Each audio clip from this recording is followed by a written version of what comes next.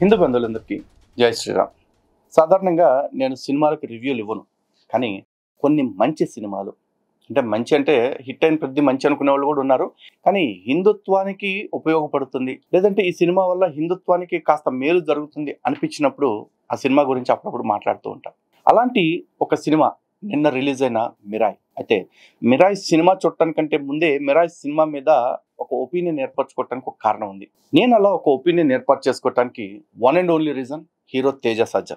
Hero Teja సజ్జా movie pre release press meet లో ఒక statement ఇవ్వడం జరిగింది. ఒకసారి మీరు కూడా వినండి. You are very religious person. Each and every films in between religious and all. Are you a religious person in life? Religion in every film you're saying? Okay. Yes. Ma'am, I don't understand this question. Nobody asks anybody who does the same love story again and again and again. Why are you asking when we are trying to show our dharma? We have to be proud of it. This is our land. Sure, we are proud. This is our... No, ma'am.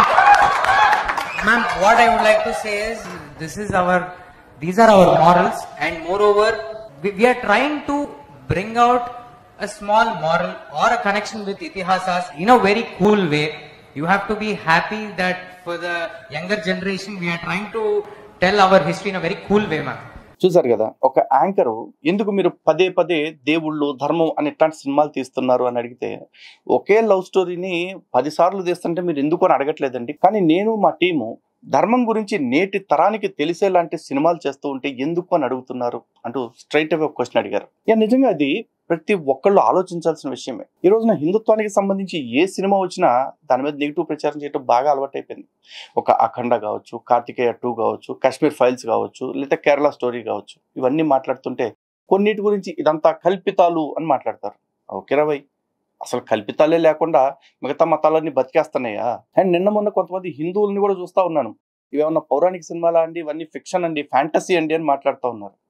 బాబురే, గుర్తుపెట్టుకోండి, పౌరాణిక సినిమాల పేరుతో పురాణాలని వక్రీకరించి సినిమాలు తీసిన చాలా మంది కంటే కల్పిత కథతో అయినా సరే సనాతన ధర్మం యొక్క ఔన్నత్యాన్ని తెలియచేయాలి, అది నేటి కాలం వాళ్ళకి తెలియచేయాలి అని చెప్పి తపన పడుతున్న ఈ టీమ్స్ చాలా మంచివాళ్ళు. అఫ్కోర్స్ దీని వెనక వ్యాపారం లేదా అంటే వ్యాపారం ఉంది, ఉంటుంది, ఉండాలి కూడా. ఎందుకంటే వాడు ఈ సినిమా ద్వారా ఎక్కువ వ్యాపారం చేసుకుని ఎక్కువ సంపాదించుకుంటేనే ఇలాంటి సినిమాలు ఇంకో 10 తీయాలి అనిపిస్తూ ఉంటుంది. ఎందుకంటే మనకెవరికి కూడా విదేశాల నుంచి వచ్చే పెట్రోల్ డబ్బులు లేవు, ఎడారి నుంచి వచ్చే ఇంకో రకం డబ్బులు లేవు. ఏం చేసుకున్నా ఏం సంపాదించుకున్నా ఇక్కడి నుంచే తెచ్చుకోవాలి, ఇక్కడ వాళ్ళకే చూపించాలి, ఇక్కడ వాళ్ళని మెప్పించాలి. ఇందాక నేను చెప్పిన సినిమాలన్నీ కూడా ఆ కోవలోనివే. సో ఇక మిరాయ్ సినిమాకి వచ్చేద్దాం. జనరల్గా అయితే రివ్యూలు చెప్పేవాళ్ళు సినిమాలో బ్యాక్గ్రౌండ్ స్కోర్ ఇలా ఉంది, లేకపోతే బీజిఎం విజువల్స్ అట్లా ఉన్నాయి, లేకపోతే కాస్టింగ్ ఇట్లా ఉంది అని మాట్లాడతారు. నాకు అవేం తెలియదు. అఫ్కోర్స్ తెలిసినా కూడా అవన్నీ నేను అప్రస్తుతం. నేను సినిమా ప్రమోట్ చేయడానికి లేకపోతే సినిమా స్టాండర్డ్స్ ప్రమోట్ చేయడానికి రాలా, సినిమా యొక్క కంటెంట్ ప్రమోషన్ గురించి వచ్చాయి. ఎందుకంటే ఇలాంటి సినిమా హిట్ అయితే ఇలాంటివి ఇంకో 100 సినిమాలు వస్తాయన్న స్వార్థం నాది. కానీ సినిమా గురించి ఒక్క లైన్లో చెప్పాలంటే 1000 కోట్లతోటి 1500 కోట్లతోటి తీసాము అని చెప్పుకుంటున్న సినిమాలతో పోలిస్తే ఈ సినిమాలో ప్రతిదీ ఒక విజువల్ వండరే. నిజంగా ప్రతి షాట్ ఒక విజువల్ ఫీస్టే. సినిమాలో ఉన్న కాస్టింగ్ కావచ్చు, టెక్నీషియన్స్ పనిచేసిన వాళ్ళ పనితనం కావచ్చు, లేకపోతే పెట్టిన ఖర్చు కావచ్చు, ప్రతిదీ ప్రతి ఫ్రేమ్లో కనిపిస్తూనే ఉంది. ఇక ఆర్టిస్టుల పరంగా చూసుకుంటే యాజ్ యూజువల్ తేజ సజ్జా కావచ్చు, లేకపోతే ఆ పక్కన జగపతి బాబు గారు కావచ్చు, మంచు మనోజ్ గారు కావచ్చు, అందరూ కూడా ఎక్స్ట్రాడినరీ. మరి సినిమాలో ఏముంది అంటే, నేటి కాలం హిందువులు చాలా మంది ఎవరైతే నమ్మాల్సిన భగవంతుడిని కాకుండా దుష్ట శక్తుల్ని నమ్ముతూ ఎవడైతే వచ్చేసి నేను యోని పూజలు చేస్తా, లింగ పూజలు చేస్తా, తొక్క పూజలు చేస్తా, తోలు పూజలు చేస్తానని చెప్పేసి పూజ అనే పదానికే అర్థం మార్చేసి హిందూ ఆడబిడ్డల జీవితాలను పాడు చేస్తూ ఉన్నారో, అలాంటి వాళ్ళని నమ్మటం వల్ల వాడికే కాదు యావత్ లోకానికి ఎంత ప్రమాదం వస్తుంది అనేది సినిమాలో చూపించడం జరిగింది. సినిమా ఓపెనింగ్ షాట్లోనే ఒక జ్ఞానబలుపు వెలిగే సీన్ పెట్టారు. అదే అశోకుడి యొక్క కాలం 2332 BCE అని చెప్పారు. జనరల్గా అందరూ చించుకుంటూ ఉంటారు, అరే మీరు ఏ సినిమా తీయాలన్నా మీరు కాలాన్ని లెక్కించాలంటే మధ్యలో మా గోచిగాన్ని పెట్టాల్సిందేరా అని చెప్పేసి అంటారు. అక్కడ ఇలాంటి ఏం పెట్టలేదండి. BCE అంటే బిఫోర్ కామన్ ఎరా అనే దాంతో ప్రారంభించారు. సో డైరెక్టర్ యొక్క కన్విక్షను సనాతన ధర్మానికి సంబంధించిన సినిమా తీసేటప్పుడు ఎటువంటి జాగ్రత్తలు తీసుకోవాలి అనే దాని మీద చాలా వర్కౌట్ చేసినట్లుగా చాలా స్పష్టంగా తెలిసింది ఆ ఓపెనింగ్ సీన్ తోటి. ఎందుకంటే అన్నం ఉడికిందో లేదో చూడాలంటే మొత్తం అన్నం అంతా తినాల్సిన అవసరంలా 4 మెతుకులు తీస్తే చాలు.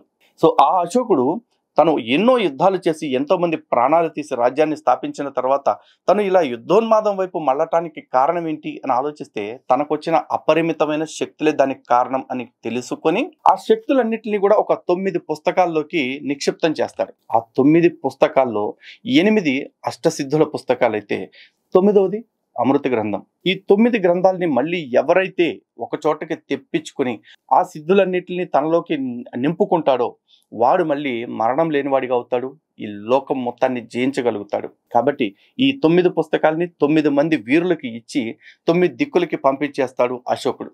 అయితే కొన్ని వందల సంవత్సరాల తర్వాత, ఇంకా చెప్పాలంటే 2000 సంవత్సరాల తర్వాత ఇప్పటి కాలంలో మంచు మనోజ్ మహావీర్ లామా అనే ఒక పాత్రలో కనిపించాడు. ఇది సినిమాలో ప్రతినాయకుడి పాత్ర. అంతేకాదు ఈ మహావీర్ లామా చిన్నప్పటి నుంచి కూడా తాంత్రిక శక్తుల్ని ఉపాసించి తంత్రసిద్ధి పొందినవాడు. ఈ 9 గ్రంథాల్లో ఉన్న జ్ఞానాన్ని తను పొందేసి తను అమరుడు అవ్వాలి, లోకాన్ని జయించాలి, భగవంతుడికి ప్రతిరూపంగా మిగిలిపోవాలి, తను కూడా ఒక భగవంతుడిలాగా ఎదిగిపోవాలి అని ఒక ఆలోచనతో ఉంటాడు. దీన్ని అడ్డుకోవటానికే హీరోకి ఒక ఆయుధం కావాలి. ఆ ఆయుధం పేరే మిరాయ్. మిరాయ్ అంటే శక్తులు కలిగిన ఒక కర్ర లాంటిది. అది మీరు ఆల్రెడీ ఇప్పటికీ విజువల్స్లో చూస్తుంటారు, పోస్టర్స్లో, ప్రమోషన్స్లో అన్నింటిలో కూడా. ఆ ఆయుధాన్ని సంపాదించడానికి వెళ్ళాలి. అయితే ఆయుధాన్ని సంపాదించాలి అంటే తను ఆయుధాన్ని సంపాదించే అర్హత పొందాలి. ఆ అర్హత పొందాలి అంటే తను ప్రకృతితో మమేకం అవ్వాలి, ప్రకృతి తనది అనుకోవాలి, ప్రకృతి వీడు నావాడు అనుకోవాలి. ఆ ఉద్దేశంతో తన తల్లి చిన్నప్పుడే అతన్ని త్యాగం చేసి అతన్ని శివుడి సన్నిధిలో విడిచిపెట్టేస్తుంది. సో అక్కడి నుంచి హీరో ఏ విధంగా ఆ సిద్ధులన్నింటినీ పొందుతూ వెళ్ళాడు, ఏ విధంగా ప్రకృతి అతన్ని నడిపించింది, ఏ విధంగా ఆ మిరాయిని తను సాధించాడు, మిరాయిని తనతో అనుసంధానం చేసుకున్నాడు అనేదంతా కూడా స్క్రీన్ మీద మీరు చూస్తుంటేనే చాలా బాగుంటుంది. ఆ స్టోరీ మొత్తం రివీల్ చేసేసి సినిమాలో ఫీల్ని తగ్గించాల్సిన అవసరం నాకైతే లేదు. కానీ ప్రతి ఒక్కరికి చెప్తాను, ఈ సినిమా ఖచ్చితంగా చూడండి. మళ్ళీ చెప్తున్నా, ఇది ప్రమోషనల్ వీడియో కాదు, అలాంటి అలవాటు నాకు లేదు. ఇది నిజంగా సినిమా నచ్చి మనస్ఫూర్తిగా చెప్తున్నమాట. అఫ్కోర్స్ సినిమా సెకండ్ హాఫ్ చూస్తున్నప్పుడు కాస్త ల్యాగ్ అనిపించవచ్చు, కానీ ఆ ల్యాగ్ మనకు అనిపిస్తుంది. కానీ స్టోరీ అర్థమయ్యేలాగా చేయాలి అంటే కొన్ని సీన్స్ తప్పవు. ఇందులో ఈ సీన్ అనవసరము అనిపించేది ఏదీ లేదు. కానీ మంచు మనోజ్కి, హీరో కంటే కూడా మంచు మనోజ్కి ఎక్కువ ఎలివేషన్స్, ఎక్కువ ఫ్లాష్ బ్యాక్స్ పెట్టడం అనేది కాస్త కొంచెం ల్యాగ్ అనిపించే అంశం. బట్ ఓవరాల్గా సినిమాలో మాత్రం బయటకు వచ్చేటప్పుడు ఒక మంచి ఫీల్ తోటి వస్తారు. ఇంత చేసి మిరాయ్ అంటే ఏమిటి అనేది సినిమా ఆఖరిలో రివీల్ చేస్తారు. ఆ ఒక్కటి మాత్రం నేను మీకు చెప్పేస్తాను, ఎందుకంటే చాలామంది చూసే ఉన్నారు ఇప్పటికీ, వాళ్ళందరికీ తెలుసు. అండ్ ఇది చెప్పటం వల్ల సినిమాలో ఫీల్ ఏమాత్రం తగ్గదు, ఎందుకంటే ఆ విజువల్ వండర్ అనేది అక్కడ చూస్తే వచ్చే కిక్కే వేరు అసలు. సో మిరాయ్ అంటే నథింగ్ బట్ శ్రీరాముడు వాడిన కోదండము. సో ఆ మిరాయికి అంటే ఈ కోదండానికి కాపలాగా ఆ త్రేతాయుగ కాలం నుండి ఇప్పటిదాకా కాపలాగా ఉంది ఎవరో తెలుసా? సంపాతి. ఈ సంపాతి గురించి రామాయణం చదివిన వాళ్ళకి, రామాయణం విన్న వాళ్ళకి చాలా మందికి అవగాహన ఉంటుంది. సీతాపహరణం సమయంలో రావణుని ఎదిరించి ప్రాణాలు విడిచిపెట్టిన జటాయువు యొక్క అన్న సంపాతి. తన తమ్ముడైన జటాయువు మీద ప్రేమతో, జటాయువుని కాపాడుకోవాలనే ప్రేమతోటి తను సూర్యుడికి ఎదురుగా వెళుతూ తన రెక్కల్ని కోల్పోతాడు. కానీ రామానుగ్రహం తర్వాత మళ్ళీ తను ఆ రెక్కల్ని పొందటం జరుగుతుంది. అయితే అప్పటి నుంచి ఇప్పటి వరకు ఆ సంపాతి అదే గుహలో ఉంటూ ఆ మిరాయిని కాపలా కాస్తూ ఉంటాడు. ఇదంతా కూడా రామాయణానికి సంబంధం లేదు, కల్పిత పాత్రలే. కానీ మన రామాయణ పాత్రలు ఇప్పటికీ సజీవంగా ఉన్న పాత్రలు కొన్ని ఉన్నాయి. వాటిని నమ్ముతున్న వాళ్ళు చాలామంది ఉన్నారు. అందులో ఒక జటాయువు కావచ్చు, ఆంజనేయ స్వామి కావచ్చు, విభీషణుడు కావచ్చు, నీలుడు, ద్యూదుడు, మైంద్యుడు, ఇలాంటి వాళ్ళు కావచ్చు. ఇలాంటి పాత్రలన్నింటినీ లింకప్ చేస్తూ ఒక సినిమా లాగా తీసి మన పౌరాణిక పాత్రల్ని మనకి ఒక సూపర్ హీరోస్ లాగా పరిచయం చేయాలనుకున్న డైరెక్టర్ కార్తిక్ ఘట్టమనేని యొక్క గట్స్ను కానీ, లేకపోతే ఆయన కమిట్మెంట్ని కానీ డెఫినెట్గా మెచ్చుకుని తీరాలి.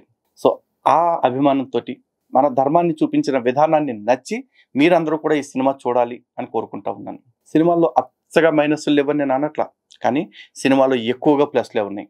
ఈ మధ్యకాలంలో ఇలాంటి సినిమా అయితే ఈ బడ్జెట్లో అయితే ఖచ్చితంగా రాలేదు, ఎవరు తీయనూ లేదు. కాబట్టి ఈ సినిమాని ఖచ్చితంగా మీరు అందరూ చూస్తారని మనస్ఫూర్తిగా కోరుకుంటున్నాను. జై శ్రీరామ్, భారత్ మాతా కీ జై.